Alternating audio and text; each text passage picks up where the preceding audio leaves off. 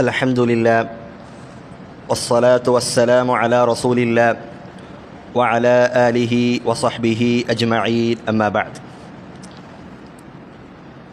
അഹ്ലുസുന്ന വൽ ജമാഅയുടെ വിശ്വാസകാര്യങ്ങൾ, അതിൻ്റെ അടിസ്ഥാനങ്ങൾ വിശദീകരിക്കുന്ന, അത് പറയുന്ന ഒരു കവിതയാണ് നാം വിശദീകരിച്ചുകൊണ്ടിരിക്കുന്നത്.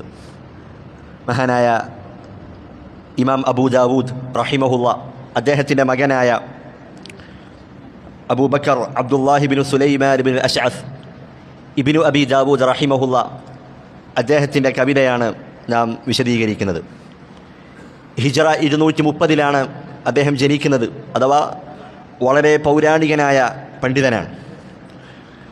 ഈ കവിതയുടെ ആദ്യത്തെ 2 വരികൾ നാം കഴിഞ്ഞ ക്ലാസ്സിൽ വിശദീകരിച്ചിരുന്നു. ഖുർആനും സുന്നത്തും അത് മുറുകെ പിടിക്കേണ്ടതിൻ്റെ പ്രാധാന്യമാണ് ഷെയ്ഖ് റഹിമഹുല്ല അതിൽ നമ്മോട് സൂചിപ്പിച്ചിട്ടുള്ളത്. അവിടുന്ന് പറഞ്ഞു, വദിൻ ബി കിതാബില്ലാഹി വസ്സുനനില്ലതി അതത അൻ റസൂലില്ലാഹി തൻജു വതർബഹു. നീ ഖുർആനിനെയും സുന്നത്തിനെയും അത് നീ ദീനായി സ്വീകരിച്ചു കൊള്ളുക. അതത അൻ റസൂലില്ലാ, റസൂലുള്ളാഹി സ്വല്ലല്ലാഹു അലൈഹി വസല്ലമയിൽ നിന്ന് വന്നിട്ടുള്ളതായ, അപ്പോൾ റസൂലുള്ളാഹി സ്വല്ലല്ലാഹു അലൈഹി വസല്ലമയിൽ അതല്ലാത്തവരിൽ നിന്ന് വന്നിട്ടുള്ള കാര്യങ്ങളെക്കുറിച്ച് നമ്മുടെ നിലപാടെന്തായിരിക്കണം? ഇമാം ഷാഫിഈ റഹിമഹുല്ല അദ്ദേഹം പറയുകയാണ്, ഇദാ ഖാലഫ ഖൗലി ഖൗല റസൂലില്ലാഹി സ്വല്ലല്ലാഹു അലൈഹി വസല്ലം ഫഖുദൂ ബിഖൗലി റസൂലില്ലാ. എൻ്റെ അഭിപ്രായം, എൻ്റെ വാക്ക് അത് റസൂലിൻ്റെ വാക്കിനോട് എതിരായിക്കൊണ്ട് നിങ്ങൾ കാണുകയാണെങ്കിൽ, അങ്ങനെ വരികയാണെങ്കിൽ നിങ്ങൾ റസൂലുള്ളാഹി സ്വല്ലല്ലാഹു അലൈഹി വസല്ലമയുടെ വാക്കിനെയാണ് നിങ്ങൾ സ്വീകരിക്കേണ്ടത്. ഫദ്രിബൂ ബിഖൗലി ഉർബൽ ഹായിഖ്, എൻ്റെ വാക്കിനെ അതിനെ നിങ്ങൾ തള്ളിക്കളയുക, അതിനെ നിങ്ങൾ സ്വീകരിക്കേണ്ടതില്ല. ഇമാം ഷാഫിഈ റഹിമഹുല്ല അദ്ദേഹം പറഞ്ഞതായി കാണാം. ഇമാം മാലിക് റഹിമഹുല്ല അദ്ദേഹം പറയുകയാണ്, കുല്ലുനാ റാദ്ദുൻ വമർദൂദ്. നമ്മളിൽ ഓരോ ആളുകളും, നമ്മളെല്ലാവരും അവരുടെ വാദങ്ങൾ തള്ളിക്കളയാനുണ്ടാകും, അതുപോലെ തന്നെ സ്വീകരിക്കാനും ഉണ്ടാകും. എന്നിട്ട് പറയുകയാണ്, ഇല്ലാ സാഹിബ ഹാദൽ ഖബർ, റസൂലിൻ്റെ ഖബർ ചൂണ്ടിക്കൊണ്ട് പറയുന്നു, ഈ ഖബറിൽ കിടക്കുന്ന വ്യക്തിയുടേതൊഴികെ. റസൂലിൻ്റെ വാക്കുകൾ അത് മുഴുവൻ സ്വീകരിക്കപ്പെടേണ്ടതാണ്, അതിലൊന്നിനെയും തള്ളിക്കളയാൻ പാടുള്ളതല്ല. ഇനി ഇമാം മാലിക് റഹിമഹുല്ല പറയുകയാണ്. ഇമാം അബൂ ഹനീഫ റഹിമഹുല്ല അദ്ദേഹം പറയുന്നു, ഇൻ ജാ അൽ ഹദീസു അൻ റസൂലില്ലാഹി സ്വല്ലല്ലാഹു അലൈഹി വസല്ലം ഫഅല അർ-റഅ്സി വൽ ഐൻ. റസൂലുള്ളാഹി സ്വല്ലല്ലാഹു അലൈഹി വസല്ലമയിൽ നിന്ന് ഒരു ഹദീസ് സ്ഥിരപ്പെട്ടു വന്നാൽ അത് നാം സന്തോഷത്തോടു കൂടി അത് നാം സ്വീകരിക്കും. വ ഇദാ ജാ അൽ ഹദീസു അൻ അസ്ഹാബി റസൂലില്ലാഹി സ്വല്ലല്ലാഹു അലൈഹി വസല്ലം ഫഅല അർ-റഅ്സി വൽ ഐൻ. അതുപോലെ റസൂലിൻ്റെ സഹാബത്തിൽ നിന്ന്, ആ സഹാബത്ത് ഇജ്മാ ആയിട്ടുള്ള ഏകകണ്ഠേനെ അവർ നമുക്ക് അറിയിച്ചു തന്ന കാര്യങ്ങൾ, അതും നാം സ്വീകരിക്കുന്നതാണ്.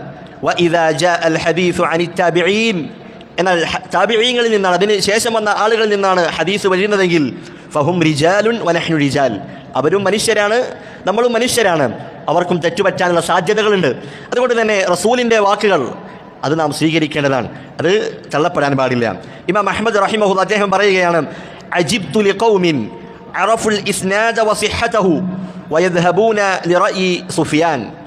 ഇമാം അഹ്മദ് റഹിമഹുല്ലാഹ് പറയുകയാണ്, സനദും അതുപോലെ അതിൻ്റെ സ്വീകാര്യതയും അതൊക്കെ ശരിയാണെന്ന് മനസ്സിലാക്കിയിട്ടും സുഫിയാൻ അസ്-സൗരിയുടെ അഭിപ്രായത്തിലേക്ക് പോകുന്ന ആളുകൾ, അവരെക്കുറിച്ച് ഞാൻ അത്ഭുതപ്പെടുകയാണ്. ഇമാം അഹ്മദ് ബിൻ ഹംബലാണ് റഹിമഹുല്ലാഹ് അദ്ദേഹമാണ് ഇത് പറയുന്നത്. ഈ 4 ഇമാമുമാർ അവർ മദ്ഹബിൻ്റെ ഇമാമുകളാണ്. ഇമാം ഷാഫിഈ, ഇമാം മാലിക്, ഇമാം അബൂ ഹനീഫ, ഇമാം അഹ്മദ് ബിൻ ഹംബൽ റഹിമഹുല്ലാഹ്, ഇവരെല്ലാം പറഞ്ഞിട്ടുള്ളത് റസൂലുള്ളാഹി സ്വല്ലല്ലാഹു അലൈഹി വസല്ലമയുടെ ഖൗലിനെ, അഭിപ്രായത്തെയാണ്, അവിടുത്തെ വാക്കിനെയാണ് നാം മുന്തിക്കേണ്ടത്. അതിനെതിരായി ഞങ്ങളുടെ അഭിപ്രായങ്ങൾ നിങ്ങൾ കാണുകയാണെങ്കിൽ അതിനെ നിങ്ങൾ മാറ്റിവെക്കണം, അത് നിങ്ങൾ സ്വീകരിക്കേണ്ടതില്ല എന്ന് മദ്ഹബിൻ്റെ ഇമാമുകൾ നമുക്ക് നൽകിയ ഉപദേശമാണ്, വസിയ്യത്താണ്. അതുകൊണ്ട് മദ്ഹബിൻ്റെ പേരിൽ കക്ഷിത്വം സ്വീകരിക്കുന്ന ആളുകൾ, മദ്ഹബിൻ്റെ അഭിപ്രായം മാത്രമേ സ്വീകരിക്കുകയുള്ളൂ എന്ന് പറഞ്ഞ് അതിൽ കടിച്ചു തൂങ്ങുന്ന ആളുകൾ, അവർ യഥാർത്ഥത്തിൽ മദ്ഹബിൻ്റെ ഇമാമുമാർ പറഞ്ഞ അവരുടെ ഈ അഭിപ്രായത്തിലേക്കാണ് മടങ്ങേണ്ടത്. എന്നിട്ട് പറയുന്നു, തൻജു വതർബഹു, അങ്ങനെയാണെങ്കിൽ നീ ഖുർആനും സുന്നത്തും അത് റസൂലുള്ളാഹി സ്വല്ലല്ലാഹു അലൈഹി വസല്ലമയിൽ നിന്ന് വന്നതുപോലെ അതിനെ സലഫുകൾ എങ്ങനെയാണോ മനസ്സിലാക്കിയത്, സഹാബത്തും താബിഈങ്ങളും അവരൊക്കെ അതിനെ എങ്ങനെ മനസ്സിലാക്കിയോ അതുപോലെ നീ അതിനെ മുറുകെ പിടിക്കുകയാണെങ്കിൽ തൻജു, നീ രക്ഷപ്പെടുന്നതാണ്, നീ വിജയിക്കുന്നതാണ്. നീ എന്തിനെയൊക്കെ കുറിച്ച് നീ ഭയപ്പെടുന്നുണ്ടോ അതിൽ നിന്നൊക്കെ നിനക്ക് രക്ഷയേകുന്നതാണ്. നരകത്തിൽ നിന്ന് നീ ഭയപ്പെടുന്നു, അതിൽ നിന്ന് നിനക്ക് രക്ഷയാണ്. അതുപോലെ തന്നെ ഖബർ ശിക്ഷയെ നീ ഭയപ്പെടുന്നു, അതിൽ നിന്ന് നിനക്ക് രക്ഷയാണ്. അതുപോലെ ശിർക്കിൽ നിന്നും കുഫറിൽ നിന്നും ബിദ്അത്തിൽ നിന്നും ഇതിൽ നിന്നൊക്കെ നമുക്ക് രക്ഷയാണ് ഖുർആനും സുന്നത്തും മുറുകെ പിടിക്കുക എന്നുള്ളത്. അതുപോലെ വതർബഹു, നിനക്കെന്താക്കാം, ലാഭം കൊഴിയാൻ പറ്റുന്നതാണ് എന്ന് ഇമാം ഇബ്നു അബീ ദാവൂദ് റഹിമഹുല്ലാഹ് പറയുകയാണ്. ഈ ആദ്യത്തെ 2 വരികൾ ഖുർആനും സുന്നത്തും മുറുകെ പിടിക്കേണ്ടതിൻ്റെ പ്രാധാന്യമാണ് അദ്ദേഹം പറയുന്നത്. ഇനി അഹ്ലുസുന്നയുടെ ഓരോ വിശ്വാസ കാര്യങ്ങൾ അദ്ദേഹം പറയുകയാണ്. ഒന്നാമത്തേത് അവിടുന്ന് പറഞ്ഞു, വഖുൽ ഗൈറ മഖ്ലൂഖിൻ കലാമു മലീകിന ബിദാലിക ജാനൽ അത്ഖിയാഉ വഅഫ്സഹു. അവിടുന്ന് പറയുകയാണ് വഖുൽ, കുൽ എന്ന് പറഞ്ഞാൽ നീ പറയുക എന്നാണ് നാം അർത്ഥം പറയാറുള്ളത്. പക്ഷെ ഇവിടെ കുൽ എന്ന് പറഞ്ഞാൽ പറയുക എന്നുള്ളതിന് മാത്രമല്ല, നീ വിശ്വസിക്കുകയും ചെയ്യുക. വിശുദ്ധ ഖുർആനിൽ അള്ളാഹു പറഞ്ഞതുപോലെ ഖൂലൂ ആമന്നാ ബില്ലാഹ്, ഞങ്ങൾ അള്ളാഹുവിൽ വിശ്വസിച്ചിരിക്കുന്നു എന്ന് നിങ്ങൾ പറയുക എന്ന് പറഞ്ഞാൽ അവിടെ നാവ് കൊണ്ട് പറഞ്ഞാൽ മാത്രം പോരാ, അത് ഹൃദയത്തിൽ വിശ്വസിക്കുകയും വേണം. അതുകൊണ്ട് തന്നെ കുൽ എന്നുള്ള വാക്ക് അത് നിരുപാധികമായി വന്നാൽ അവിടെ എന്തുണ്ട്, നാവ് കൊണ്ട് പറയുന്നതിനും ഹൃദയം കൊണ്ട് വിശ്വസിക്കുന്നതിനുമുണ്ട്. അതുകൊണ്ട് വക്കുൽ, നീ നാവ് കൊണ്ട് പറയുകയും പ്രഖ്യാപിക്കുകയും ഹൃദയം കൊണ്ട് ദൃഢമായി വിശ്വസിക്കുകയും ചെയ്യുക. എന്താണ് വിശ്വസിക്കേണ്ടത്? ഗൈറ മഖ്ലൂഖിൻ കലാമു മലീകിന, നമ്മുടെ മലീക്കായ അള്ളാഹുവിൻ്റെ കലാം, അള്ളാഹുവിൻ്റെ സംസാരം അത് അവൻ്റെ സൃഷ്ടിയല്ല എന്ന് നീ വിശ്വസിക്കുക. ബിദാലിക ജാനൽ അത്ഖിയാഉ വഅഫ്സഹു, ഈ ഒരു കാര്യമാണ്, അഥവാ അള്ളാഹുവിൻ്റെ സംസാരം, അള്ളാഹുവിൻ്റെ കലാം അതവൻ്റെ സൃഷ്ടിയല്ല എന്ന കാര്യം, അത് തഖ്വയുള്ള ആളുകൾ, മുൻഗാമികളായ പണ്ഡിതന്മാർ അവരുടെ വിശ്വാസമായിരുന്നു ഇത്. വഅഫ്സഹു, അവരത് പരസ്യമായി പ്രഖ്യാപിക്കുകയും ചെയ്തിരുന്നു. ഇവിടെ ഫിത്നത്തു ഖൽഖിൽ ഖുർആൻ, ഖുർആൻ അള്ളാഹുവിൻ്റെ സൃഷ്ടിയാണ് എന്ന വാദം, അതിലേക്കുള്ള സൂചനയാണ് ഷെയ്ഖ് റഹിമഹുല്ല അദ്ദേഹം നൽകുന്നത്. ഖുർആനിനെ കുറിച്ചുള്ള നമ്മുടെ വിശ്വാസം എന്താണ്? അൽ ഖുർആനു കലാമുല്ലാ, ഖുർആൻ അള്ളാഹുവിൻ്റെ കലാമാണ്.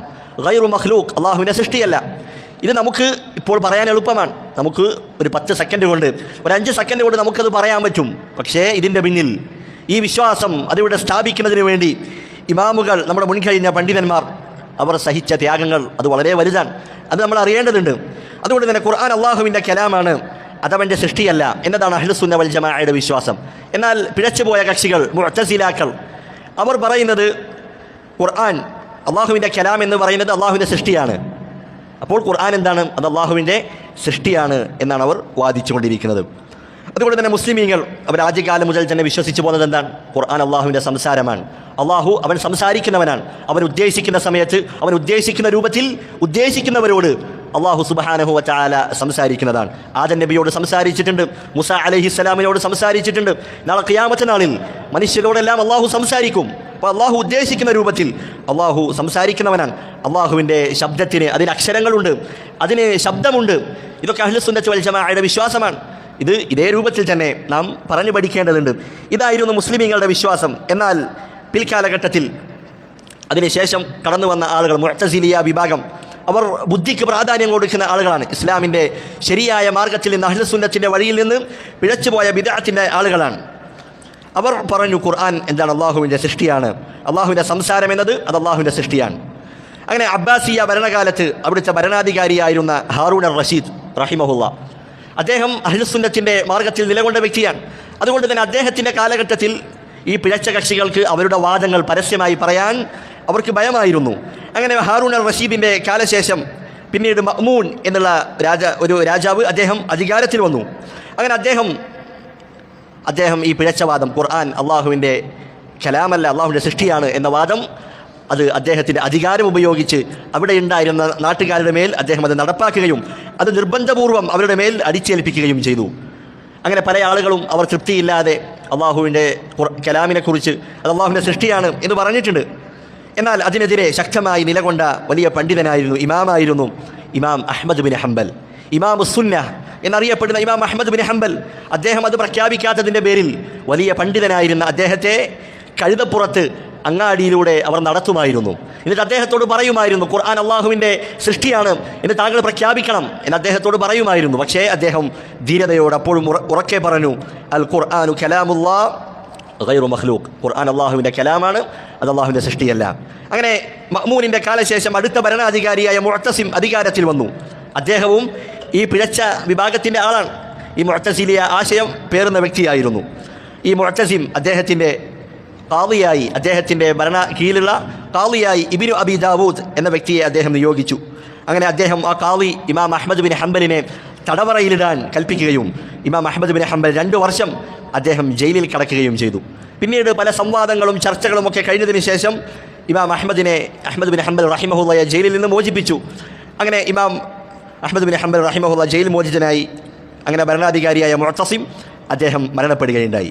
പിന്നീട് അടുത്ത ഭരണാധികാരിയായ വാഫിഖ് അദ്ദേഹം അധികാരമേൽക്കുകയാണ്. അങ്ങനെ മഅ്മൂൻ, മുഅ്തസിം, മൂന്നാമത്തെ ഭരണാധികാരിയാണ് വാഫിഖ്. ഇദ്ദേഹവും അതിക്രൂരനായിരുന്നു.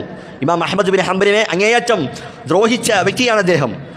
തടവറയിൽത്തതുകൊണ്ടോ ചാട്ടവാറ് പ്രയോഗിച്ചതുകൊണ്ടോ ഒന്നും ഇമാം അഹ്മദ് ബിൻ ഹംബൽ തൻ്റെ അഭിപ്രായത്തിൽ നിന്ന് പിന്മാറുകയില്ല എന്ന് മനസ്സിലാക്കിയ ഇമാം വാസിഖ് ഭരണാധികാരിയായ വാസിഖ് അദ്ദേഹം എന്ത് ചെയ്തു? ഇമാം അഹ്മദിനോട് നാട് വിട്ടുപോകാൻ കൽപ്പിച്ചു. അദ്ദേഹം ദീൻ പഠിപ്പിക്കാൻ പാടില്ല, ഫത്വ കൊടുക്കാൻ പാടില്ല. അങ്ങനെ അദ്ദേഹത്തെ വീട്ടുതടങ്കലിലാക്കുകയാണ്. ജമാഅത്തിന് പോലും പള്ളിയിലേക്ക് വരാൻ പാടില്ല എന്ന് ഭരണാധികാരി അവിടുന്ന് വിലക്കുകയുണ്ടായി. അപ്പോഴും ഇമാം അഹ്മദ് ബിൻ ഹംബൽ അദ്ദേഹം ഉറക്കെ പ്രഖ്യാപിച്ച കാര്യം എന്താണ്? അൽ ഖുർആനു കലാമുല്ലാഹ് ഗൈറു മഖ്ലൂഖ്. ഖുർആൻ അള്ളാഹുവിൻ്റെ കലാമാണ്, അത് സൃഷ്ടിയല്ല എന്ന് അദ്ദേഹം ഉറക്കെ പ്രഖ്യാപിക്കുകയാണ്. അങ്ങനെ നീണ്ട 14 വർഷക്കാലം ഇമാം അഹ്മദ് ബിൻ ഹംബൽ റഹിമഹുള്ള ഈ ഒരു പരീക്ഷണത്തിലൂടെ കടന്നു പോവുകയുണ്ടായി. അങ്ങനെ വാഫിഖ് എന്ന ഭരണാധികാരിക്ക് ശേഷം അടുത്ത ഭരണാധികാരിയായി മുത്തവക്കിൽ എന്ന വ്യക്തി അദ്ദേഹം അധികാരമേൽക്കുകയാണ്. അദ്ദേഹം അഹ്ലുസുന്നയുടെ നിലപാട് സ്വീകരിച്ച വ്യക്തിയായിരുന്നു. അങ്ങനെ ഇമാം അഹ്മദ് ബിൻ ഹംബലിനെ അദ്ദേഹം ആദരിക്കുകയും ബഹുമാനിക്കുകയും അദ്ദേഹത്തിന് വേണ്ട സൗകര്യങ്ങളെല്ലാം ആ ഭരണാധികാരി ചെയ്തു കൊടുക്കുകയും ചെയ്തു. പിന്നീട് അങ്ങോട്ട് ഈ ഒരു അഹ്ലുസുന്നയുടെ ഈ നിലപാട് ഖുർആൻ അള്ളാഹുവിൻ്റെ കലാമാണ് എന്ന അഭിപ്രായം അത് മുസ്ലിമീങ്ങൾക്കിടയിൽ വീണ്ടും അത് പഴയ പോലെ തന്നെ ശക്തി പ്രാപിക്കുകയും ചെയ്തു എന്ന് നമുക്ക് ചരിത്രങ്ങളിൽ കാണാൻ കഴിയുന്നതാണ്.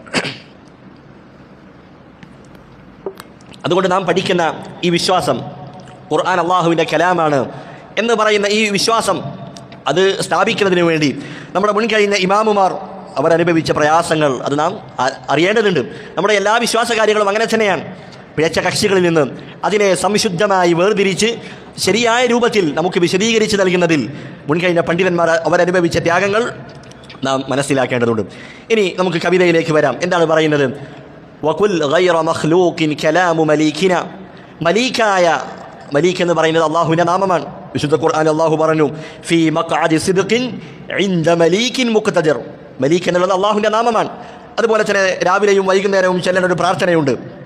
اللهم عالم الغيب والشهادة فاطر السماوات والأرض رب كل شيء ومليكه.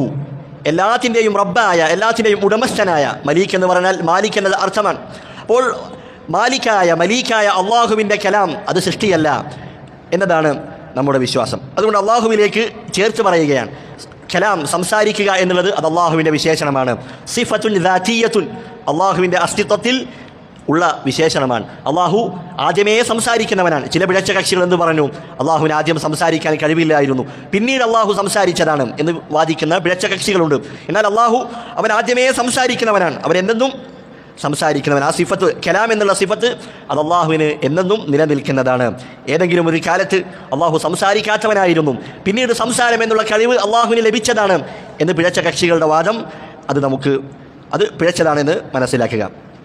അതുപോലെ തന്നെ ഇവിടെ അള്ളാഹുവിലേക്ക് ചേർത്തുകൊണ്ട് പറയുകയാണ് കലാമു മലീക്കിന, അള്ളാഹുവിൻ്റെ സംസാരം. അതുപോലെ തന്നെയാണ് അള്ളാഹുവിലേക്ക് ചേർക്കപ്പെടുന്ന കാര്യങ്ങൾ അത് 2 രൂപത്തിലായിരിക്കും. ഒന്ന് ഇളാഫത്തു സിഫത്തിൻ ഇലൽ മൗസൂഫ്, ആരിലേക്കാണോ ചേർക്കുന്നത് അതിൻ്റെ വിശേഷണമായിരിക്കും. ഇപ്പോൾ ഇൽമുള്ള, അള്ളാഹുവിൻ്റെ ഇൽമ് അത് അള്ളാഹുവിൻ്റെ വിശേഷണമാണ്. സമഉള്ള, അള്ളാഹുവിൻ്റെ കേൾവി അത് അള്ളാഹുവിൻ്റെ വിശേഷണമാണ്, അള്ളാഹുവിലേക്ക് ചേർത്ത് പറഞ്ഞതാണ്. എന്നാൽ ചില കാര്യങ്ങളുണ്ട് അള്ളാഹുവിലേക്ക് ചേർത്ത് പറഞ്ഞത് അത് അള്ളാഹുവിൻ്റെ വിശേഷണമായിരിക്കില്ല, മറിച്ച് അള്ളാഹുവിൻ്റെ സൃഷ്ടിയായിരിക്കും. ഇതുപോലെ ബൈത്തുള്ള, അള്ളാഹുവിൻ്റെ ഭവനം. അതുപോലെ നാക്കത്തുള്ള, അള്ളാഹുവിൻ്റെ ഒട്ടകം. അതുപോലെ തന്നെ ബൈത്തുള്ള, അതുപോലെ നാക്കത്തുള്ള, ഇതുപോലെയുള്ള കാര്യങ്ങൾ അള്ളാഹുവിലേക്ക് ചേർത്ത് പറഞ്ഞ കാര്യങ്ങളുണ്ട്. ഇതൊക്കെ എന്താണ്? കിതാബുള്ള, അള്ളാഹുവിൻ്റെ കിതാബ്. ഇതൊക്കെ അള്ളാഹുവിൻ്റെ സൃഷ്ടികളാണ്. അപ്പോൾ അള്ളാഹുവിലേക്ക് ചേർത്ത് പറയപ്പെട്ട കാര്യങ്ങൾ 2 രൂപത്തിലാണ് ഉണ്ടാവുക. ഒന്ന് അള്ളാഹുവിൻ്റെ വിശേഷണമായിരിക്കും, അതല്ലെങ്കിൽ അള്ളാഹുവിൻ്റെ സൃഷ്ടിയായിരിക്കും. അതെങ്ങനെയാണ് വേർതിരിച്ച് മനസ്സിലാക്കാൻ കഴിയുക? ആ ചേർക്കപ്പെടുന്ന കാര്യം അത് ഒറ്റക്ക് അതിന് നിലനിൽക്കാൻ കഴിയുമെങ്കിൽ അതെന്താണ്? അത് അള്ളാഹുവിൻ്റെ സൃഷ്ടിയാണ്. ഇൽമുള്ള, അള്ളാഹുവിൻ്റെ ഇൽമ് എന്ന് പറയുമ്പോൾ ആ ഇൽമിന് അത് ഒറ്റക്ക് നിലനിൽക്കുകയില്ല, അതൊന്നിലേക്ക് ചേർക്കണം, അപ്പോഴാണെന്ത് അതിന് നിലനിൽപ്പുണ്ടാകുന്നത്. അപ്പോൾ അങ്ങനെയുള്ള കാര്യങ്ങൾ അത് അള്ളാഹുവിൻ്റെ വിശേഷണമാണ് എന്ന് മനസ്സിലാക്കുക. ഇവിടെ അള്ളാഹുവിൻ്റെ കലാം എന്ന് പറയുമ്പോൾ അള്ളാഹുവിൻ്റെ കലാമിനെ നിഷേധിക്കുന്ന ആളുകളുണ്ട്. അള്ളാഹു സംസാരിക്കുകയില്ല, അള്ളാഹുവിൻ്റെ മറ്റ് വിശേഷണങ്ങളെയൊക്കെ നിഷേധിക്കുന്ന ആളുകളുണ്ട്. യഥാർത്ഥത്തിൽ അള്ളാഹുവിലേക്ക് ചേർത്ത് പറഞ്ഞ കാര്യങ്ങൾ അത് നാം എങ്ങനെയാണ് വിശ്വസിക്കേണ്ടത്? അള്ളാഹുവിനെ യോജിച്ച രൂപത്തിൽ നാം അതിനെ വിശ്വസിക്കുക. അള്ളാഹു സമീഅാണ്, അള്ളാഹു എല്ലാം കാണുന്നവനാണ്. അള്ളാഹു ബസീറാണ്, അള്ളാഹു എല്ലാം കേൾക്കുന്നവനാണ്. അള്ളാഹു ബസീറാണ്, അള്ളാഹു എല്ലാം കാണുന്നവനാണ്. പക്ഷെ അള്ളാഹുവിൻ്റെ കേൾവിയും മനുഷ്യരുടെ കേൾവിയും എന്തല്ല, ഒരുപോലെയല്ല. അള്ളാഹു പറഞ്ഞു ലൈസ കമിസ്ലിഹി ശൈഉൻ, അള്ളാഹുവെ പോലെ ഒന്നുമില്ല, അള്ളാഹുവിന് തുല്യമായി അള്ളാഹുവിനെ പോലെ എന്ന് പറയാൻ ഒന്നുമില്ല. വഹുവ സമീഉൽ ബസീർ, അള്ളാഹു എല്ലാം കേൾക്കുന്നവനും എല്ലാം കാണുന്നവനുമാണ്. അള്ളാഹു അവനെക്കുറിച്ച് എന്ന് പറഞ്ഞു? അള്ളാഹു സമീഅാണ്, ബസീറാണ് എന്ന് പറഞ്ഞു. മനുഷ്യരെക്കുറിച്ചും അള്ളാഹു ഇതേ കാര്യം പറഞ്ഞിട്ടുണ്ട് വിശുദ്ധ ഖുർആനിൽ അള്ളാഹു പറയുകയാണ്, ഹൽ അതാ അലൽ ഇൻസാനി ഹീനും മിനദ് ദഹ്രി ലം യകുൻ ശൈഅൻ മദ്കൂറ ഇന്നാ ഖലഖനൽ ഇൻസാന മിൻ നുത്ഫത്തിൻ അംശാജിൻ നബ്തലീഹി ഫജഅൽനാഹു സമീഅൻ ബസീറ. മനുഷ്യനെ നാം എന്തുള്ളവനാക്കി? സമീഉം ബസീറുമാക്കി. അള്ളാഹുവെക്കുറിച്ച് പറയുന്നു അള്ളാഹു സമീഉം ബസീറുമാണ്. ഇത് രണ്ടും ഒരുപോലെയാണോ? അല്ല. അത് ആരിലേക്കാണോ ചേർക്കുന്നത് അതിനനുസരിച്ച് അത് വ്യത്യാസപ്പെടും. അത് നമുക്ക് നമ്മുടെ സൃഷ്ടികളുള്ള കാര്യം തന്നെ നോക്കിയാൽ മനസ്സിലാകും. ഇവിടെ അള്ളാഹുവിൻ്റെ കലാമിനെ കുറിച്ചാണ് നാം പറയുന്നത്, അള്ളാഹുവിൻ്റെ സംസാരം. നാം സൃഷ്ടികളിലുള്ള സംസാരത്തെക്കുറിച്ച് നോക്കുക. നമുക്ക് സംസാരിക്കാൻ കഴിവുണ്ട് എല്ലാവർക്കും. ഈ മനുഷ്യരിൽ തന്നെ എല്ലാവരുടെയും സംസാരം വ്യത്യസ്തമാണ്. ഒരാളുടെ സംസാരത്തിൻ്റെ രൂപമല്ല മറ്റൊരാൾക്കുള്ളത്. അതുപോലെ തന്നെ മൃഗങ്ങൾ സംസാരിക്കുന്നുണ്ട്. ഉറുമ്പിൻ്റെ സംസാരമല്ല ആനയുടെ സംസാരം, ആനയുടെ സംസാരമല്ല മറ്റ് മൃഗങ്ങളുടെ സംസാരം. അങ്ങനെ കലാം എന്ന്, സംസാരം എന്നുള്ള വിശേഷണം അത് സൃഷ്ടികൾക്കിടയിൽ തന്നെ എന്താണ്, വ്യത്യാസത്തിലാണ്. പിന്നെ എങ്ങനെയാണ് അള്ളാഹുവും സൃഷ്ടിയും അവരുടെ രണ്ടുപേരുടെയും സംസാരം ഒരുപോലെയാവുക? ഒരിക്കലും ആവുകയില്ല. അള്ളാഹു സുബ്ഹാനഹു വ തആല അവൻ സൃഷ്ടികളുമായി താരതമ്യപ്പെടുത്താൻ, അവയുമായി തുലനപ്പെടുത്താൻ പറ്റുകയില്ല. തുല്യമായി, അള്ളാഹുവിന് തുല്യമായി ഒരാളും തന്നെയില്ല എന്നുള്ള അടിസ്ഥാനം നാം എപ്പോഴും മനസ്സിലാക്കേണ്ടതുണ്ട്. അതുകൊണ്ട് തന്നെയാണ് പണ്ഡിതന്മാർ പറഞ്ഞതായി കാണാം, രണ്ട് ഒരേ പേരായി എന്നതുകൊണ്ട് എന്താകണമെന്നില്ല, ഒരേ വിശേഷണം ഒരേപോലെയാകണമെന്നില്ല. ഇപ്പോൾ നാം എന്ത് പറയും? കൈക്ക് എന്താണ് പറയുക? യദുൻ എന്നാണ് പറയുക. നമ്മൾ അത് ഒരു വ്യക്തിയിലേക്ക് ചേർക്കുകയാണ്. ഇപ്പോൾ യദുൽ ഫീൽ, ആനയുടെ കൈ എന്ന് പറയും. ഇനി അത് വേറൊരു മൃഗത്തിലേക്ക് ചേർക്കുകയാണെങ്കിൽ യദു അന്നംൽ, ഉറുമ്പിൻ്റെ കൈ എന്ന് പറയും. രണ്ടിനും എന്ത് വാക്കാണ് പ്രയോഗിച്ചത്? യദുൻ എന്നുള്ളതാണ്. അപ്പോൾ ഒരേ വാക്കായി എന്നതുകൊണ്ട് അതിൻ്റെ രൂപവും ഒരുപോലെയാകണം എന്നില്ല. അതുകൊണ്ട് അള്ളാഹുവിന് കേൾവിയുണ്ട്, അള്ളാഹു സംസാരിക്കും, അള്ളാഹുവിന് കലാമുണ്ട്, മനുഷ്യരും സംസാരിക്കും എന്ന് പറഞ്ഞാൽ അത് രണ്ടും എന്തല്ല, ഒരേപോലെയല്ല. മറിച്ച് അള്ളാഹുവിൻ്റെ സംസാരം എന്ന് പറയുന്നത് അത് അള്ളാഹുവിന് യോജിക്കുന്ന രൂപത്തിലാണ്. ആ രൂപത്തിലാണ് നാം അത് വിശ്വസിക്കേണ്ടത്. അതിൻ്റെ രൂപം അള്ളാഹു നമുക്ക് അറിയിച്ച് നൽകിയിട്ടില്ല. അള്ളാഹു സംസാരിക്കുമെന്ന് പറഞ്ഞാൽ അത് അള്ളാഹു സംസാരിക്കുമെന്ന് തന്നെ നാം വിശ്വസിക്കേണ്ടതുണ്ട്. ഇനി പിഴച്ച കക്ഷികൾ, അവരിൽ ചില ആളുകൾ ഉണ്ടാക്കുന്ന ഒരു സംശയമാണ്, ഖുർആൻ എന്നത് അത് അള്ളാഹുവിൻ്റെ കലാമാണ്, അള്ളാഹുവിൻ്റെ സംസാരമാണ്. അപ്പോൾ ഒരാൾ ഖുർആൻ ഓതുകയാണെങ്കിൽ അവൻ അള്ളാഹുവിൻ്റെ സംസാരം, അള്ളാഹുവിൻ്റെ സിഫത്തുള്ളവനായി എന്ന് പറയാൻ പറ്റുമോ? ഇല്ല. അതുകൊണ്ട് തന്നെ ഖുർആൻ, ഇപ്പോൾ ഞാൻ ഒരു വാക്ക് പറയുകയാണ്, ഞാൻ ഇമാം ഷാഫിഈ റഹിമഹുള്ളയുടെ ഒരു കവിത പറയുകയാണ്. അപ്പോൾ നാം എന്താണ് പറയുക? ഞാൻ പറഞ്ഞു എന്നാണോ പറയുക? അതല്ല, അത് രചിച്ച ആൾ, അതിൻ്റെ രചയിതാവാരാണ്? ഇമാം ഷാഫിഈയാണ്. ഇമാം ഷാഫിഈയിലേക്കാണ് നാം അതിനെ ചേർക്കുക. പക്ഷേ ഞാനത് പറഞ്ഞു എന്നതുകൊണ്ട് അതെൻ്റെ വാക്കാവുകയില്ല, മറിച്ച് ആരുടേതാണ്? അത് ഇമാം ഷാഫിഈയുടെ വാക്ക് തന്നെയാണ്. അതുകൊണ്ട് ഒരു വ്യക്തി ഖുർആൻ ഓതുന്നു എന്നതുകൊണ്ട് അത് അദ്ദേഹത്തിൻ്റെ വാക്കല്ല, മറിച്ച് അത് അല്ലാഹു സുബ്ഹാനഹു വ തആലയുടെ കലാം തന്നെയാണ്. എന്നാൽ വിശുദ്ധ ഖുർആനിൽ അല്ലാഹു സുബ്ഹാനഹു വ തആല ജിബ്രീലിലേക്ക് ചേർത്തുകൊണ്ട് പറഞ്ഞിട്ടുണ്ട്, ഇന്നഹു ലഖൗലു റസൂലിൻ കരീം. ഖുർആനെക്കുറിച്ച് അത് ജിബ്രീലിൻ്റെ വാക്കാണ്. അതുപോലെ തന്നെ റസൂലുള്ളാഹി സ്വല്ലല്ലാഹു അലൈഹി വസല്ലമയിലേക്കും ഇന്നഹു ലഖൗലു റസൂലിൻ കരീം എന്ന് ചേർത്ത് വന്നിട്ടുണ്ട്. അതെന്താണ്? ആ ഖുർആൻ നമുക്ക് എത്തിച്ചു തന്നത്, ആ ഖുർആൻ നമുക്ക് അറിയിച്ചു തന്നതാരാണ്? അത് ജിബ്രീൽ അലൈഹിസ്സലാമും റസൂലുള്ളാഹി സ്വല്ലല്ലാഹു അലൈഹി വസല്ലമയുമാണ്. ആ രൂപത്തിലാണ്, ആ അർത്ഥത്തിലാണ് അവിടേക്ക് ചേർക്കപ്പെട്ടിട്ടുള്ളത്. അതുകൊണ്ട് തന്നെ ഖുർആൻ അത് അല്ലാഹു സുബ്ഹാനഹു വ തആലയുടെ കലാമാണ്. അല്ലാഹു സംസാരിക്കുന്നവനാണ്. അല്ലാഹുവിൻ്റെ സംസാരം അത് കേൾക്കുന്നതാണ്, അതിന് ശബ്ദമുണ്ട്. എങ്ങനെയാണ് അതിന് ശബ്ദമുണ്ടെന്ന് മനസ്സിലായത്? റസൂലുള്ളാഹി സ്വല്ലല്ലാഹു അലൈഹി വസല്ലമ പറഞ്ഞു, യുനാദില്ലാഹു യൗമൽ ഖിയാമത്തി ബിസൗത്തിൻ യസ്മഉഹു മൻ ബഅദ കമാ യസ്മഉഹു മൻ ഖറബ്. ഖിയാമത്ത് നാളിൽ അല്ലാഹു സുബ്ഹാനഹു വ തആല സംസാരിക്കും. ആ അള്ളാഹുവിൻ്റെ സംസാരം, അതിൻ്റെ ശബ്ദം ദൂരെയുള്ള ആളുകളും അടുത്ത് നിൽക്കുന്നവരും ഒരുപോലെ കേൾക്കും. അള്ളാഹുവിൻ്റെ സംസാരത്തിൻ്റെ പ്രത്യേകതയാണ്. അള്ളാഹുവിൻ്റെ സംസാരം ദൂരെയുള്ളവർ, അവർ അടുത്ത് നിൽക്കുന്ന ആളുകൾ എങ്ങനെ കേൾക്കുമോ അതുപോലെ ദൂരെയുള്ള ആളുകളും അത് കേൾക്കും. എന്നാൽ മനുഷ്യരുടെ സംസാരം അങ്ങനെയാണോ? അല്ല, ദൂരെ നിൽക്കുന്ന ആളുകൾക്ക് ശബ്ദം കുറവായിരിക്കും. അപ്പോൾ അള്ളാഹുവിൻ്റെയും മനുഷ്യരുടെയും കലാം അതെന്തല്ല, അതൊരുപോലെയല്ല എന്ന് ഈ ഹദീസിൽ നിന്ന് മനസ്സിലാക്കും. അതുപോലെ തന്നെ അള്ളാഹുവിൻ്റെ കലാമിന്, അതിന് ശബ്ദമുണ്ട് എന്നും ഈ ഹദീസിൽ നിന്ന് നമുക്ക് മനസ്സിലാക്കാൻ കഴിയും.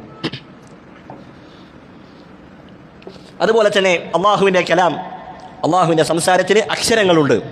വിശുദ്ധ ഖുർആനിൻ്റെ പാരായണത്തെക്കുറിച്ച് റസൂലുള്ളാഹി സ്വല്ലല്ലാഹു അലൈഹി വസല്ലമ പറയുകയാണ്, മൻ ഖറഅ ഹർഫൻ മിൻ കിതാബില്ലാ, ആരെങ്കിലും അള്ളാഹുവിൻ്റെ കിതാബിൽ നിന്ന് ഒരു ഹർഫ്, ഒരു അക്ഷരം പാരായണം ചെയ്താൽ ഫലഹു ബിഹി ഹസനത്തുൻ, അവന് ഒരു നന്മയുണ്ട്. വൽ ഹസനതു ബിഅശ്രി അംസാലിഹ, അള്ളാഹുവിൻ്റെ പക്കൽ ഒരു നന്മ എന്ന് പറയുന്നത് അത് 10 ഇരട്ടിയായിട്ടാണ്. ലാ അഖൂലു അലിഫ് ലാം മീം ഹർഫുൻ, അലിഫ് ലാം മീം എന്നത് ഒരു ഹർഫാണ് എന്ന് ഞാൻ പറയുകയില്ല. വലാകിൻ അലിഫുൻ ഹർഫുൻ വലാമുൻ ഹർഫുൻ വമീമുൻ ഹർഫ്. ഇത് ഖുർആനെ കുറിച്ച് പറയുകയാണ്. ഖുർആൻ എന്നത് അള്ളാഹുവിൻ്റെ കലാമാണ്. അപ്പോൾ അള്ളാഹുവിൻ്റെ കലാമിന് എന്തുണ്ട്?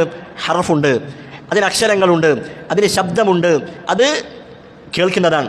അള്ളാഹു സുബ്ഹാനഹു വ തആലയിൽ നിന്ന് ജിബ്രീൽ അലൈഹിസ്സലാം കേൾക്കുകയും ജിബ്രീൽ അലൈഹിസ്സലാം അത് റസൂലുള്ളാഹി സ്വല്ലല്ലാഹു അലൈഹി വസല്ലമക്ക് അതേ രൂപത്തിൽ അറിയിച്ചു കൊടുക്കുകയാണ് ചെയ്തിട്ടുള്ളത്. ചില പിഴച്ച കക്ഷികൾ എന്തു പറഞ്ഞു?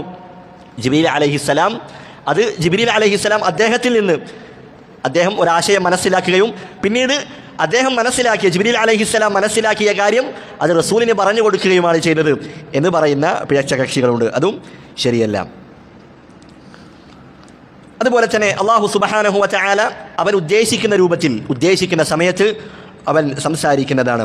മൂസ അലൈഹിസ്സലാമിനോട് അള്ളാഹു സംസാരിച്ചിട്ടുണ്ട്. അള്ളാഹു നേരിട്ടാണ് മൂസ അലൈഹിസ്സലാമിനോട് സംസാരിച്ചത്. യാതൊരു ഇടയും അതിൻ്റെ ഇടയിൽ ഒരു വാസിത്തയില്ലാതെ, ഒരു ഇടയാളനില്ലാതെ നേരിട്ടുകൊണ്ടാണ് അള്ളാഹു സുബ്ഹാനഹു വ തആല സംസാരിച്ചത്. അതുപോലെ തന്നെ മുഹമ്മദ് സല്ലല്ലാഹു അലൈഹി വസല്ലമ ജിബ്രീൽ അലൈഹിസ്സലാം മുഖേന അള്ളാഹുമായി സംസാരിച്ചിട്ടുണ്ട്. അതുപോലെ ഖിയാമത്ത് നാളിൽ അള്ളാഹു സുബ്ഹാനഹു വ തആല എല്ലാവരോടും, മനുഷ്യരോടെല്ലാം അവർ കേൾക്കുന്ന രൂപത്തിൽ അള്ളാഹു സംസാരിക്കുന്നതാണ്. ഇതാണ് അള്ളാഹുവിൻ്റെ കലാമുമായി നാം ബന്ധപ്പെട്ട് നാം മനസ്സിലാക്കേണ്ട കാര്യം. ഇനി ഖുർആൻ അള്ളാഹുവിൻ്റെ കലാമാണ്. അത് അള്ളാഹുവിൻ്റെ കലാമിൽപ്പെട്ട ഒരു കാര്യമാണ്. ഖുർആൻ മാത്രമാണ് അള്ളാഹുവിൻ്റെ കലാം എന്നല്ല നമ്മൾ പറയുന്നത്, മറിച്ച് ഖുർആൻ അള്ളാഹുവിൻ്റെ കലാമിൽപ്പെട്ട ഒരു കാര്യമാണ്. ഇഞ്ചീലും തൗറാത്തും സബൂറും ഇതൊക്കെ അള്ളാഹുവിൻ്റെ കലാം തന്നെയാണ്. അതിൽപ്പെട്ട ഒരു കലാമാണ് ഇത് ഖുർആൻ എന്ന് പറയുന്നത്, അള്ളാഹുവിൻ്റെ സൃഷ്ടിയല്ല. അതിന് ധാരാളം തെളിവുകൾ നമുക്ക് കാണാൻ കഴിയും. വിശുദ്ധ ഖുർആനിൽ അള്ളാഹു പറയുന്നു, വഇൻ അഹദുൻ മിനൽ മുശ്രികീന ഇസ്തജാറക ഫഅജിർഹു ഹത്താ യസ്മഅ കലാം അല്ലാഹ്. യുദ്ധം കൊടുമ്പിരി കൊള്ളുന്ന സമയത്ത് മുശ്രിക്കുകളിൽപ്പെട്ട ആരെങ്കിലുമൊക്കെ താങ്കളുടെ അടുക്കൽ വന്ന് അവർ അഭയം ചോദിച്ചാൽ, യുദ്ധത്തിൻ്റെ സമയത്ത് അവർ അഭയം ചോദിക്കുകയാണെങ്കിൽ ഫഅജിർഹു, താങ്കൾ അവർക്ക് അഭയം കൊടുക്കുക. ഹത്താ യസ്മഅ കലാം അല്ലാഹ്, അള്ളാഹുവിൻ്റെ വചനം അവർ കേട്ട് ഗ്രഹിക്കുവാൻ വേണ്ടി. ഇവിടെ എന്താണ് പ്രയോഗിച്ചത്? ഹത്താ യസ്മഅ കലാം അല്ലാഹ് എന്നുള്ള വാക്യമാണ്. അതുപോലെ തന്നെ അള്ളാഹുവിൻ്റെ കലാം അത് അള്ളാഹുവിൻ്റെ സൃഷ്ടിയല്ല എന്നറിയിക്കുന്ന മറ്റൊരു തെളിവാണ് റസൂലുള്ളാഹി സ്വല്ലല്ലാഹു അലൈഹി വസല്ലമ അവിടുത്തെ പേരക്കുട്ടികൾ ഹസൻ, ഹുസൈൻ, അവരെ രണ്ടുപേരെയും മന്ത്രിക്കുമായിരുന്നു. എങ്ങനെയാണ് മന്ത്രിക്കാറുള്ളത്? അഊദു ബികലിമാത്തില്ലാഹി താമ്മ മിൻ കുല്ലി ശൈത്താനിൻ വഹാമ്മ വമിൻ കുല്ലി ഐനിൻ ലാമ്മ. ഇവിടെ എങ്ങനെയാണ് റസൂലുള്ളാഹി സ്വല്ലല്ലാഹു അലൈഹി വസല്ലമ മന്ത്രിക്കുന്നത്? എങ്ങനെയാണ്? അഊദു ബികലിമാത്തില്ലാ, അള്ളാഹുവിൻ്റെ വചനങ്ങൾ, സമ്പൂർണ്ണമായ വചനങ്ങൾ മുഖേന അള്ളാഹു സൃഷ്ടിച്ചവരുടെ കെടുതിയിൽ നിന്ന് ഞാൻ അഭയം ചോദിക്കുന്നു. അപ്പോൾ അള്ളാഹുവിൻ്റെ കലിമത്ത് എന്നത് അള്ളാഹുവിൻ്റെ സൃഷ്ടിയാണോ? അത് ഈ ഹദീസിൽ നിന്ന് തെളിവുണ്ട്. എങ്ങനെയാണ്? ഒരിക്കലും സൃഷ്ടിയെക്കൊണ്ട് അഭയം ചോദിക്കാൻ പറ്റുമോ? ഇല്ല. അള്ളാഹുവിൻ്റെ സൃഷ്ടിയെ പിടിച്ച് അഭയം ചോദിക്കാൻ പറ്റില്ല. അപ്പോൾ റസൂലുള്ളാഹി അള്ളാഹുവിൻ്റെ കലാമിനെ കുറിച്ച്, അള്ളാഹുവിൻ്റെ കലിമാത്തുകൾ മുൻനിർത്തി അള്ളാഹുവിനോട് അഭയം ചോദിക്കുകയാണ്. ഈ ഹദീസിൽ നിന്ന് ഇമാം അഹ്മദ് ബിൻ ഹംബൽ റഹിമഹുല്ലാഹ് എന്തിന് തെളിവ് പിടിച്ചിട്ടുണ്ട്? അള്ളാഹുവിൻ്റെ കലാം അള്ളാഹുവിൻ്റെ സൃഷ്ടിയല്ല എന്നതിന് ഈ ഹദീസിൽ തെളിവുണ്ട്. കാരണം റസൂലുള്ളാഹി സ്വല്ലല്ലാഹു അലൈഹി വസല്ലമ അള്ളാഹുവിൻ്റെ വചനങ്ങൾ മുൻനിർത്തിക്കൊണ്ട് അള്ളാഹുവിനോട് അഭയം ചോദിക്കുകയാണ്. അപ്പോൾ അള്ളാഹുവിൻ്റെ കലാം എന്നത് അത് അള്ളാഹുവിൻ്റെ സൃഷ്ടിയല്ല, അത് അള്ളാഹുവിൻ്റെ സിഫത്താണ്, അള്ളാഹുവിൻ്റെ വിശേഷണമാണ് എന്ന് അതാണ് നമ്മൾ പഠിച്ച് മനസ്സിലാക്കേണ്ട ഒന്നാമത്തെ കാര്യം. ഇനി അള്ളാഹുവിൻ്റെ ഖുർആൻ അള്ളാഹുവിൻ്റെ സൃഷ്ടിയാണ്, അതല്ലെങ്കിൽ അള്ളാഹു സംസാരിക്കുന്നവനല്ല എന്ന് പറയുമ്പോൾ അതിൻ്റെ അപകടം എന്താണ്? സംസാരിക്കാൻ സംസാരിക്കാത്തവർ ആരാധിക്കപ്പെടാൻ അർഹരല്ല. വിശുദ്ധ ഖുർആനിൽ മഹാനായ മൂസ അലൈഹിസ്സലാം അദ്ദേഹം തൗറാത്ത് മേടിക്കുന്നതിന് വേണ്ടി 40 ദിവസം തൻ്റെ സമൂഹത്തിൽ നിന്ന് മാറി നിന്നിട്ടുണ്ട്. അദ്ദേഹം തിരിച്ചു വരുന്ന സന്ദർഭത്തിൽ എന്താണ് കാണുന്നത്? അവരൊരു പശുക്കുട്ടിയെ ആരാധിക്കുകയാണ്. ആ സന്ദർഭത്തിൽ മൂസ അലൈഹിസ്സലാം അവരോട് ചോദിക്കുന്നുണ്ട്, അഫലാ യറൗന അല്ലാ യർജിഉ ഇലൈഹിം ഖൗലൻ വലാ യംലികു ലഹും ദർറൻ വലാ നഫ്അ. അവർ നിങ്ങൾക്കൊരു വാക്ക് പോലും നിങ്ങളോട് മറുപടിയായി ഇങ്ങോട്ട് പറയുന്നില്ല. നിങ്ങൾ വിളിച്ചു പ്രാർത്ഥിക്കുന്ന ആളുകൾ, വിഗ്രഹങ്ങൾ, അവർ എന്താണ് നിങ്ങളോട് ഒരു വാക്ക് പോലും നിങ്ങൾക്ക് മറുപടി പറയുന്നില്ല. അതുപോലെ നിങ്ങൾക്ക് യാതൊരു ഉപദ്രവം ചെയ്യുവാനോ ഉപകാരം തടുക്കുവാനോ അവർക്ക് കഴിയുന്നില്ല എന്ന കാര്യം നിങ്ങൾ കാണുന്നില്ലേ, നിങ്ങൾ ചിന്തിക്കുന്നില്ലേ എന്ന് അല്ലാഹു സുബ്ഹാനഹു വ തആല ചോദിച്ചതായിരിക്കണം. അതുകൊണ്ട് ആരാധിക്കപ്പെടാൻ അർഹതയുള്ളവർ ആരാണ്? കഴിവുള്ളവർ, സംസാരിക്കാൻ കഴിവുള്ളവരാണ്. കൽപ്പനകൾ കൽപ്പിക്കുവാൻ, വിരോധിക്കുവാൻ കഴിവുള്ളവർ, അവരെയാണ് ഇബാദത്ത് ചെയ്യേണ്ടത്. അതുകൊണ്ട് അള്ളാഹു സംസാരിക്കാൻ കഴിയില്ല എന്ന് പറയുന്നത് അത് അള്ളാഹുവിൻ്റെ പേരിൽ കഴിവില്ലായ്മ, അശക്തത ആരോപിക്കലാണ്. അതുകൊണ്ട് തന്നെ ഖുർആൻ അത് അള്ളാഹുവിൻ്റെ സൃഷ്ടിയാണ് എന്ന് പറയുന്നവർ ഇത്തരത്തിലുള്ള ഒരു വാദം കൂടി അതിലൂടെ അള്ളാഹുവിൻ്റെ പേരിൽ ആരോപിക്കുന്നുണ്ട് എന്നുള്ളതാണ്. എന്നിട്ട് അദ്ദേഹം പറയുകയാണ്, ബിദാലിക ജാനൽ അത്ഖിയാഉ അഫ്സഹു. ഈ ഒരു നിലപാട്, ഈ ഒരു അഭിപ്രായം, അള്ളാഹുവിൻ്റെ കലാം അത് അള്ളാഹുവിൻ്റെ സൃഷ്ടിയല്ല, അത് അള്ളാഹുവിൻ്റെ സിഫറ്റാണ് എന്ന ഈ അഭിപ്രായം, അതുപോലെ ഖുർആൻ അള്ളാഹുവിൻ്റെ സൃഷ്ടിയല്ല എന്ന ഈ വിശ്വാസം, അതാണ് തഖ്വയുള്ള ആളുകൾ, മുൻകഴിഞ്ഞ പണ്ഡിതന്മാർ അവർ ഉറക്കെ പ്രഖ്യാപിച്ച കാര്യമാണിത്.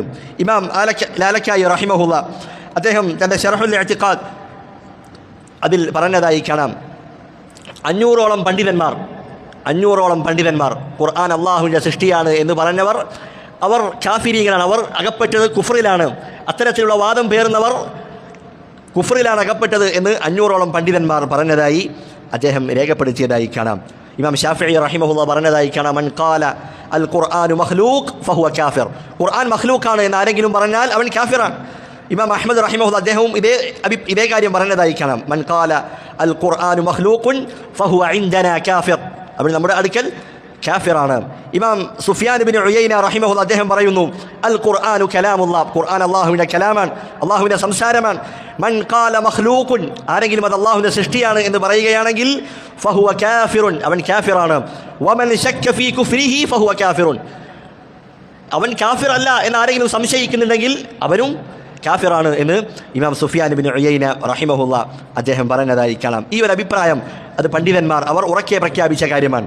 ഇമാം അബൂ ഇസ്ഹാഖ് അൽ ഇസ്ഫറായിനി റഹിമഹുല്ലാഹ് അദ്ദേഹം എല്ലാ വെള്ളിയാഴ്ചയും അദ്ദേഹം എഴുന്നേറ്റ് നിൽക്കും.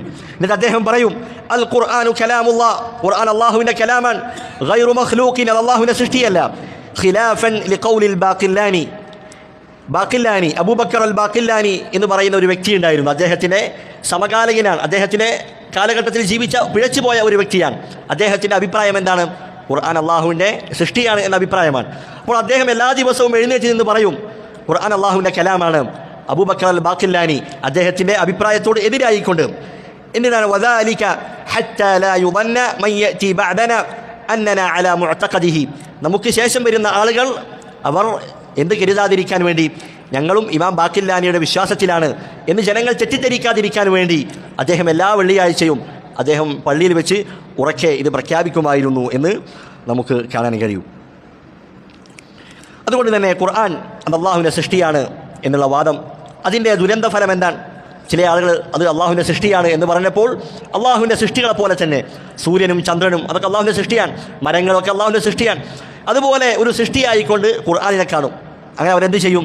അള്ളാഹുവിൻ്റെ കലാമിനുള്ള ബഹുമാനം നൽകാതെ അതിനെ അപമാനിക്കുന്ന, അതിനെ നിന്ദിക്കുന്ന ഒരു അവസ്ഥയിലേക്ക് പിൽക്കാലഘട്ടത്തിൽ വന്ന ചില ആളുകൾ കടന്നുപോയിട്ടുണ്ട്. ഖുർആൻ എന്ന് പറയുന്നത് അതൊരു ചരിത്രശേഷിപ്പാണ്. അതെന്താകാം, അതിൽ ശരിയുണ്ടാകാം, തെറ്റുണ്ടാകാം. അത് അള്ളാഹിൻ്റെ കലാമൊന്നുമല്ല, അത് അള്ളാഹിൻ്റെ സൃഷ്ടിയാണെന്നാണ് അവർ പറയുന്നത്. അതുകൊണ്ട് തന്നെ ഖുർആനിനെ നിരൂപണം നടത്തുന്ന ആളുകളുണ്ട്, അതിൽ സത്യമായത്, അതിൽ സ്വീകരിക്കാൻ പറ്റാത്തത് എന്നിങ്ങനെ ഖുർആനിനെ നിരൂപണം ചെയ്യുന്ന ആളുകൾ പിൽക്കാലത്ത് കടന്നു വന്നിട്ടുണ്ട്. അതെന്തിൻ്റെ ഫലമാണ്? ഖുർആൻ അള്ളാഹിൻ്റെ സൃഷ്ടിയാണ്, കേവലം ഒരു സൃഷ്ടിയാണ് എന്ന വാദത്തിനാൽ ഉണ്ടായ പിഴച്ചവാദമാണ്. അതുപോലെ തന്നെ ഖുർആനിനെ ആദരിക്കാതിരിക്കുക, അതിനെ ബഹുമാനിക്കാതിരിക്കുക എന്നുള്ളതും ഈ ഒരു പിഴച്ചവാദത്തിൻ്റെ അതിൽ നിന്ന് രൂപം കൊണ്ട കാര്യമാണ്. മുസ്ലിമീങ്ങൾ അവർ ഇജ്മാ ആയിട്ടുള്ള കാര്യമാണ്, ആരെങ്കിലും ഖുർആനിനെ അതിനെ ആദരിക്കുന്നില്ല എങ്കിൽ, ആ ഖുർആനിനെ ബഹുമാനിക്കുന്നില്ല എങ്കിൽ അവനെന്താണ്? അവൻ കാഫിറാണ് എന്ന വിഷയത്തിൽ മുസ്ലിം ലോകം ഇജ്മാ ഉള്ള കാര്യമാണ്. അതുകൊണ്ട് ഈ ഒരു വാദം അത് ഒന്നല്ലെങ്കിൽ പല രൂപത്തിൽ നമ്മിലേക്ക്, അതല്ലെങ്കിൽ പിഴച്ച കക്ഷികൾ അവർ ഇത് പേറുന്നുണ്ട് എന്ന കാര്യം മനസ്സിലാക്കുക. അപ്പോൾ ഖുർആനിൻ്റെ വിഷയത്തിൽ ഒന്നാമത്തെ പിഴച്ചവാദമാണെന്ത്? ഖുർആൻ അത് അള്ളാഹുവിൻ്റെ സൃഷ്ടിയാണ് എന്ന വാദം. ഇനി രണ്ടാമത്തെ പിഴച്ചവാദമാണ് അടുത്ത വരിയിലൂടെ ശൈഖ് റഹിമഹുല്ലാഹ് പറയുന്നത്. അദ്ദേഹം പറയുന്നു, വലാ തഖുഫിൽ ഖുർആനി ബിൽ വഖ്ഫി ഖായിലൻ കമാ ഖാല അത്ബാഉ ലിജഹ്മിൻ വഅസ്ജഹു. ഖുർആൻ അത് അള്ളാഹുവിൻ്റെ സൃഷ്ടിയാണ്, അതല്ലെങ്കിൽ അള്ളാഹുവിൻ്റെ സൃഷ്ടിയല്ല, ഇത് രണ്ടും ഞങ്ങൾ പറയുന്നില്ല എന്ന് പറയുന്ന ചില ആളുകൾ വന്നു. ഖുർആൻ അള്ളാഹുവിൻ്റെ സൃഷ്ടിയാണ് എന്നും പറയുന്നില്ല, അള്ളാഹുവിൻ്റെ സൃഷ്ടിയല്ല എന്നും പറയുന്നില്ല. ഇവർക്കാണ് അൽ വാഖിഫ എന്ന് പറയുക. അൽ വാഖിഫ എന്ന് പറഞ്ഞാൽ ഖുർആൻ അള്ളാഹിൻ്റെ കലാമാണ്, പക്ഷേ അത് അള്ളാഹിൻ്റെ സൃഷ്ടിയാണെന്നോ അള്ളാഹുവിൻ്റെ സൃഷ്ടിയല്ല എന്നോ ഞങ്ങൾ പറയുന്നില്ല. അപ്പോൾ സാധാരണക്കാർ എന്ത് തെറ്റിദ്ധരിക്കും? അവർ തഖ്വയുള്ളവരാണ്, അവർ സൂക്ഷ്മത നിലപാടുള്ളവരാണ്, ഒന്നും മിണ്ടുന്നില്ല. എന്നാൽ ഇമാം അഹ്മദ് ബിൻ ഹംബൽ റഹിമഹുല്ലാഹ് പറയുകയാണ്, ഇതെന്താണ്? ഇത് പിഴച്ചവാദമാണ്. ജഹ്മ് കമാ ഖാല അത്ബാഉൻ ലിജഹ്മിൻ വഅസ്ജഹു, ജഹ്മ് ബിൻ സഫ്വാൻ എന്ന് പറയുന്ന പിഴച്ച കക്ഷി, അദ്ദേഹത്തിൻ്റെ പിൻഗാമികൾ അവരാണ് ഇത്തരത്തിലുള്ള വാദം പറയുന്നവർ. ഈ ഉമ്മത്തിലെ അധിക പിഴച്ച കക്ഷികളുടെയും അതിൻ്റെ ഉത്ഭവം എവിടെയായിരിക്കും? ജഹ്മ് ബിൻ സഫ്വാൻ എന്ന് പറയുന്ന ആ പിഴച്ച വ്യക്തിയിലാണ്. ഈ ജഹ്മ് ബിൻ സഫ്വാൻ അദ്ദേഹം ഈ വാദം എവിടെ നിന്നാണ് സ്വീകരിച്ചത്? ജഅദ് ബിൻ ദിർഹം എന്ന് പറയുന്ന വ്യക്തിയിൽ നിന്നാണ്. അദ്ദേഹം അത് സ്വീകരിച്ചത് അബാൻ ബിൻ സമആൻ എന്ന വ്യക്തിയിൽ നിന്നാണ്. അബാൻ ബിൻ സമആൻ അദ്ദേഹം സ്വീകരിച്ചതോ താലൂത്ത് എന്ന വ്യക്തിയിൽ നിന്നാണ്. താലൂത്ത് എന്ന വ്യക്തി അദ്ദേഹം ആരാണ്? ലബീദ് ബിൻ അഅസം എന്ന് പറയുന്ന യഹൂദിയായ വ്യക്തിയാണ്. അദ്ദേഹത്തിൻ്റെ സഹോദരിയുടെ മകനാണ് താലൂത്ത്. അങ്ങനെ ആ താലൂത്ത് അദ്ദേഹം ലബീദ് ബിൻ അഅസമിൽ നിന്നാണ് ഇത് സ്വീകരിക്കുന്നത്. അദ്ദേഹമോ യമനിൽ നിന്നുള്ള ഒരു യഹൂദിയായ വ്യക്തിയിൽ നിന്നാണ് ഈ വിശ്വാസ കാര്യങ്ങൾ സ്വീകരിക്കുന്നത്. അപ്പോൾ ഇതിൻ്റെ തുടക്കം, അതിൻ്റെ ഉത്ഭവം യമനിൽ നിന്നുള്ള യഹൂദികളിൽ നിന്നാണ്. അങ്ങനെ അത് ഓരോരുത്തരായി കടമെടുത്ത് പിന്നീട് മുസ്ലിമീങ്ങളിലേക്ക് അത് കടന്നുകൂടുകയാണ് ഉണ്ടായത്. അതുകൊണ്ട് തന്നെ ഇമാം അഹ്മദ് ബിൻ ഹംബൽ റഹിമഹുല്ലാഹ് അദ്ദേഹം പറയുകയാണ്, ഇന്നൽ വാഖിഫത ജഹ്മിയത്തുൻ, വാഖിഫത്തിൻ്റെ ആളുകൾ അഥവാ ഖുർആൻ അള്ളാഹുവിൻ്റെ സൃഷ്ടിയാണെന്നോ സൃഷ്ടിയല്ലെന്നോ രണ്ടും പറയാതെ മൗനം പാലിക്കുന്ന ആളുകൾ അവരെന്താണ്? അവരും ജഹ്മിയാക്കളാണ്. കാരണം അവരെന്താണ് അതിലൂടെ ഉദ്ദേശിക്കുന്നത്? അവർ ഖുർആൻ അള്ളാഹുവിൻ്റെ സൃഷ്ടിയല്ല എന്നവർ പരസ്യമായി പറയാത്തത് എന്താണ്? അവരുടെ ഉള്ളിൽ എന്തുണ്ട്? ഖുർആൻ അള്ളാഹുവിൻ്റെ സൃഷ്ടിയാണ് എന്ന വാദമുണ്ട്. പക്ഷേ അത് പുറത്ത് പറയാൻ അവർക്ക് പേടിയായതുകൊണ്ട് അവരെന്ത് പറയും? ഒന്നും പറയുന്നില്ല, മിണ്ടാതിരിക്കും. അപ്പോൾ സാധാരണക്കാരായ ആളുകൾ അവരിൽ അകപ്പെട്ടു പോവുകയും ചെയ്യും. അതുകൊണ്ടാണ് ഇമാം അഹ്മദ് ബിൻ ഹംബൽ റഹിമഹുല്ലാഹ് പറഞ്ഞതായി കാണാം, ഈ ഇത്തരത്തിലുള്ള ആളുകൾ, വാഖിഫയുടെ ആളുകൾ, ഒന്നും പറയാതെ നിൽക്കുന്ന ആളുകൾ അവരാണ് മറ്റുള്ളവരെക്കാൾ അപകടകാരികൾ. കാരണം മറ്റുള്ളവർ വ്യക്തമായി പറഞ്ഞു ഖുർആൻ അള്ളാഹിൻ്റെ സൃഷ്ടിയാണ്. അപ്പോൾ അവരുടെ വാദത്തെ നമുക്കെന്താക്കാം? ജനങ്ങളുടെ മുൻപിൽ തുറന്നു കാണിക്കാൻ പറ്റും. എന്നാൽ ഇത്തരത്തിലുള്ള ആളുകൾ, ഒന്നും പറയാതെ ഒരു മൗനം പാലിക്കുന്ന ആളുകൾ അവരെന്താണ്? അവർ അങ്ങേയറ്റം അപകടകാരികളാണ് എന്ന് മനസ്സിലാക്കാം. അതുകൊണ്ട് സത്യവും അസത്യവും വേർതിരിക്കുന്ന ഘട്ടങ്ങളിൽ നാം എന്ത് ചെയ്യണം? നമ്മുടെ നിലപാടുകൾ അത് വ്യക്തമായി പറയേണ്ടതുണ്ട്, പ്രഖ്യാപിക്കേണ്ടതുണ്ട്. ചില ആളുകൾ അങ്ങനെയാണ്, തൗഹീദും ശിർക്കും ഒക്കെ പറയുമ്പോൾ നമ്മൾ ഒന്നിലേക്കുമില്ല. ഞങ്ങളെന്താണ്? അത് ശിർക്കാണെന്ന് പറയുന്നില്ല, ബിദ്അത്താണെന്ന് പറയുന്നില്ല, ചെയ്യുന്നവർ ചെയ്തോട്ടെ. അത്തരത്തിൽ മിണ്ടാതിരിക്കുന്ന ആളുകളുണ്ട്. അത് പാടില്ല. നമ്മളെന്ത് ചെയ്യണം? സത്യവും അസത്യവും വേർതിരിക്കുന്നതിന് വേണ്ടി അത് വ്യക്തമായി പറയേണ്ടതുണ്ട്. ഇതാണ് രണ്ടാമത്തെ പിഴച്ച ആളുകൾ, അൽ വാഖിഫ, മിണ്ടാതിരിക്കുന്ന ആളുകൾ. ഖുർആൻ അള്ളാഹിൻ്റെ സൃഷ്ടിയാണെന്നോ സൃഷ്ടിയല്ലെന്നോ പറയാതെ മൗനം പാലിക്കുന്ന ആളുകൾ. മൂന്നാമത്തെ വിഭാഗം ആളുകൾ ആരാണ്? അവരെക്കുറിച്ചാണ് പിന്നീട് പറയുന്നത്. വലാ തഖുലിൽ ഖുർആന ഖൽഖൻ ഖിറാഅതൻ ഫഇന്ന കലാമല്ലാഹി ബിൽ ലഫ്ളി യുളഹു. മൂന്നാമത്തെ വിഭാഗം ആളുകൾ അവർ പറയുന്നത് അൽ ബിദ്അതു അൽ ലഫ്ളിയ എന്നാണ് പറയുക. അഥവാ ലഫ്ളി ബിൽ ഖുർആനി മഖ്ലൂഖ്. ലഫ്ള് എന്നുള്ള പദം അറബിയിൽ ലഫള എന്ന് പറഞ്ഞാൽ ഉച്ചരിക്കുക എന്ന അർത്ഥം. അതിൻ്റെ മസ്ദറാണ് ലഫ്ളുൻ എന്നുള്ളത്.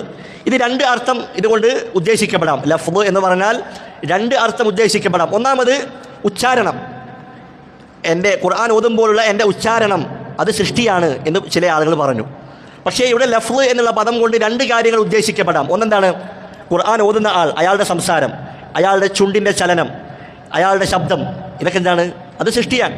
പക്ഷേ ലഫ്ള് എന്നതുകൊണ്ട് മറ്റൊരർത്ഥം കൂടിയുണ്ട്. ഏതാണ്? മൽഫൂദ്, ഓതപ്പെടുന്ന കാര്യം. ഓതപ്പെടുന്ന കാര്യം ഏതാണ്? ഖുർആനാണ്. അത് സൃഷ്ടിയാണോ? അല്ല, അത് അല്ലാഹുവിൻ്റെ കലാമാണ്. അതുകൊണ്ട് തന്നെ ലഫ്ളി ബിൽ ഖുർആനി മഖ്ലൂഖ്, ഈ ഒരു വാക്യം അത് രണ്ട് അർത്ഥങ്ങൾ കൽപ്പിക്കപ്പെടാൻ സാധ്യതയുണ്ട്. ഒന്നാമത്തെ അർത്ഥം എന്താണ്? അത് പറയുന്ന ഖുർആൻ ഓതുന്ന ആളുടെ സംസാരം, അയാളുടെ പ്രവർത്തനം, അയാളുടെ പാരായണം അത് സൃഷ്ടിയാണ്. രണ്ടാമത്തെ സാധ്യത എന്താണ്? അയാൾ ഓതപ്പെടുന്ന കാര്യം ഏതാണ്? ഖുർആനാണ്. അത് സൃഷ്ടിയല്ല, അതെന്താണ്? അത് അല്ലാഹുവിൻ്റെ കലാമാണ്.